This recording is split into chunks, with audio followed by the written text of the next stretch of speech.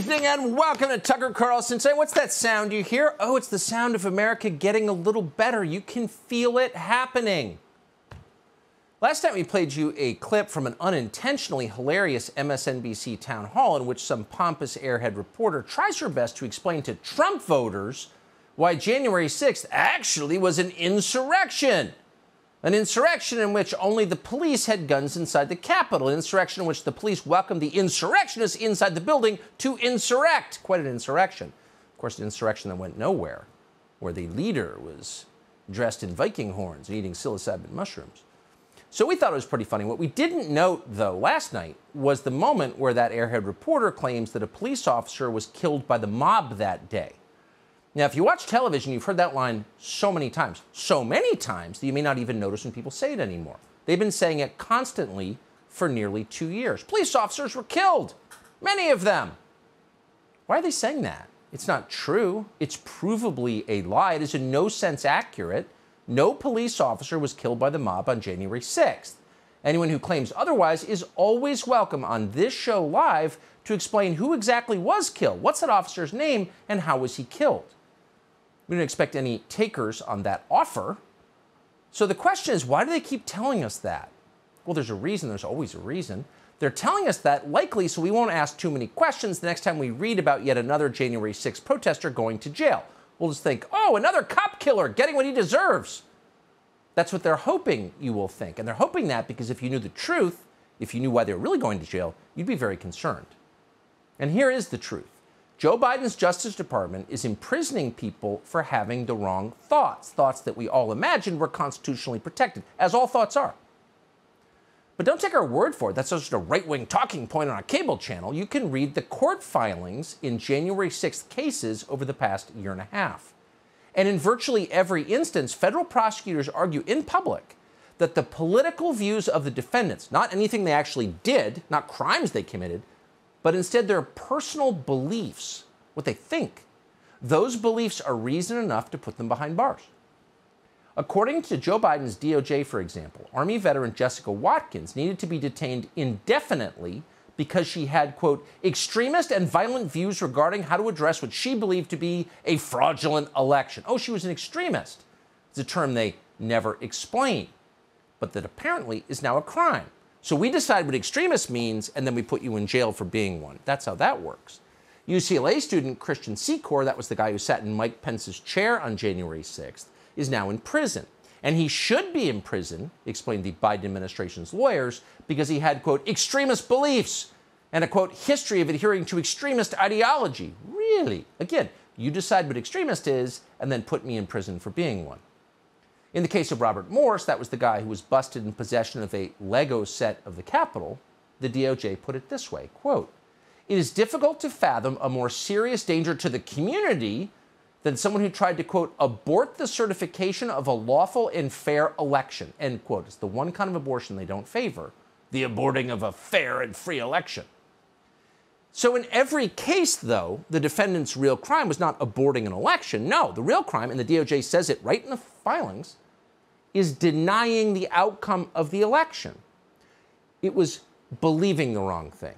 It was not believing that a senile man who refused to leave his basement during the campaign somehow got more votes than any president in American history. If you refuse to believe that, you're now a felon. Question the system, and they haul you away. Those are the rules now, as hundreds of imprisoned Republicans can personally testify if they could speak. So the legal precedent has been established. You cannot deny elections. And yet, even in the face of the mounting evidence, this is now a very serious felony, there are some extremists who are not deterred. They're continuing to commit the crime of election denial, and they're bold enough to do it on video. Here, ladies and gentlemen, is one of them. I know we're all focused on the 2022 midterm elections, and they are incredibly important. But we also have to look ahead, because you know what? Our opponents certainly are. Right-wing extremists already have a plan to literally steal the next presidential election. And they're not making a secret of it. The right-wing controlled Supreme Court may be poised to rule on giving state legislatures, yes, you heard me that correctly, state legislatures the power to overturn presidential elections. Did you hear that? Right-wing extremists will literally, you must teach that word at NPR, literally steal the next election. So that's preemptive election denial, committed by Hillary Clinton herself. But here's the thing. Probably not likely that an FBI SWAT team is going to show up at Hillary Clinton's house when she's in the shower tomorrow morning. And in fact, the next time a courthouse is attacked in Portland, Oregon, or a church is torched in downtown Washington, D.C., it's unlikely that a DOJ court filing will cite what Hillary Clinton just said as an extremist ideology that led to violence. Why is that? Well, because in the considered opinion of the Democratic Party and the DOJ, it's not election denial when they do it. No, it's just election-affirming care. And there's been a lot of election-affirming care going around these past few weeks. In Washington, in the hometown newspaper owned by Jeff Bezos, the Washington Post, Max Boot just announced that, we're quoting, if the current trends hold up, Republicans are likely to take over at least the House and quite possibly the Senate too, along with many state offices. This is how democracies die, both at home and abroad. In other words, if you vote for the wrong person, that's not democracy, which, by the way, unlike dictatorship, does not always come to the conclusion that you favor. That's not democracy. That's the death of democracy. Democracy dies in both darkness and non-liberal election outcomes. Oh, okay. New York Magazine isn't waiting around for the next election. Here's their latest dispatch. Quote, there are already signs of 2020 election deniers refusing to accept their own possible defeat this year. And that's half true, of course, but New York Magazine isn't talking about Republicans. Quote, most observers are primarily worried that Trump's 2020 shenanigans may have served as a dress rehearsal for 2024. Wait, what? So that means you have Democrats 2 years before the presidential election telling us that that election is going to be rigged.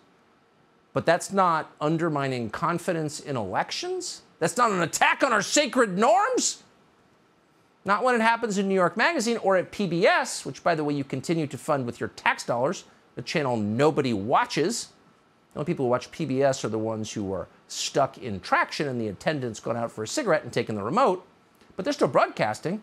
And here's what they're saying, quote, nearly 1 in 3 Republican candidates for statewide office support false election claims. So why aren't they in prison? And what is the end game of these dangerous extremists led by Donald Trump? Well, Vanity Fair figured it out. They blew the plan wide open. Quote, and then there's Donald Trump, Vanity Fair reported. He hasn't been implicated in any murders that we know of, nor is he currently trying to kill anyone, again, that we know of. He is, however, said to be actively plotting to steal the midterm elections and the presidential one after that. End quote. Did you hear that? Donald Trump is going to steal the midterm elections and then the presidential election. How is he going to do that? And isn't predicting he's going to do that? Isn't that itself a crime? We can't say. We're not Merrick Garland. But we do know how he's going to do it because Hillary Clinton's been giving that away for years. Donald Trump is going to do that as he always has done it with help from Vladimir Putin himself. Watch. We know the Russians hacked the DNC, hacked my campaign, etc. Trump knows he's an illegitimate president who got illegitimate foreign help. I do think that he knows that he's an illegitimate president. I believe he knows he's an illegitimate president. You can run the best campaign, you can even become the nominee, and you can have the election stolen from you. Stolen from you by Putin? We better have a nuclear war with him. Oh, we're moving toward that. Too bad every Republican leader in Washington is for it. How dumb are these people? But if you take 3 steps back, you will note that nothing the January 6th defendants have ever said, even the guy with the Viking horns on acid, nothing they've said is half as crazy as what you just heard Hillary Clinton say. In federal courtrooms, January 6th defendants are being sentenced to prison because they're not exactly sure how it is that Joe Biden got 15 million more votes than Barack Obama did. Barack Obama, the rock star who was president, and yet his vice president was so stupid that even Barack Obama could barely stand to be in the same room as him, got 15 million more votes than he did? How did that work? How did Joe Biden get more votes than any president in American history? Is that not a fair question? No, it's not. It's a crime to ask. And yet no one bats an eye when Hillary Clinton tells us that Putin is literally going to steal the election. So how is it that only one side is allowed to deny the results of elections? Okay. No one answers that. Here's Joe Biden claiming that Democrats don't question election results. This is a nation that believes in the rule of law. We do not repudiate it. This is a nation that respects free and fair elections. We honor the will of the people. We do not deny it. We do not deny it. Unless, of course, 2 weeks out from a pivotal midterm election, we get the sense based on polling that we're about to be spanked like the bad little girls we are, at which point we start making excuses and planting the seeds for more election denial, just as we did after Donald Trump won. That's exactly what's going on now. Even as they try to destroy the careers and tear down the character of people who ask honest questions about the last election. And that would include Ron Johnson, who is the senator from Wisconsin, the Republican.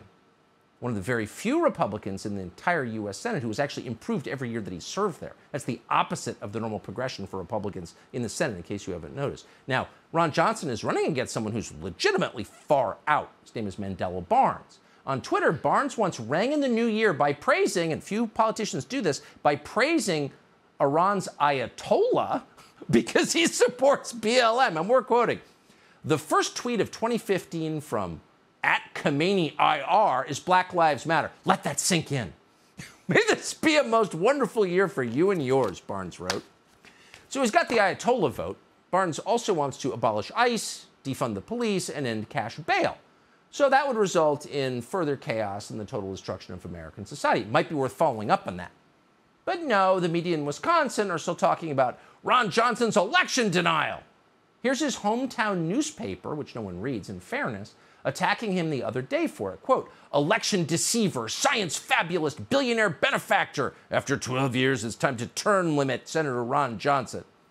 So again, just to be clear, Democrats are sending people to prison for questioning the last election, trying to prevent people from getting elected in the midterm election for questioning the last election, while at the very same time telling you that the 2016 election was rigged, the midterm will likely be rigged, and we know for a fact the 2024 election is not on the level. How does this work exactly? Subscribe to the Fox News YouTube channel to catch our nightly opens, stories that are changing the world and changing your life. From Tucker Carlson Tonight.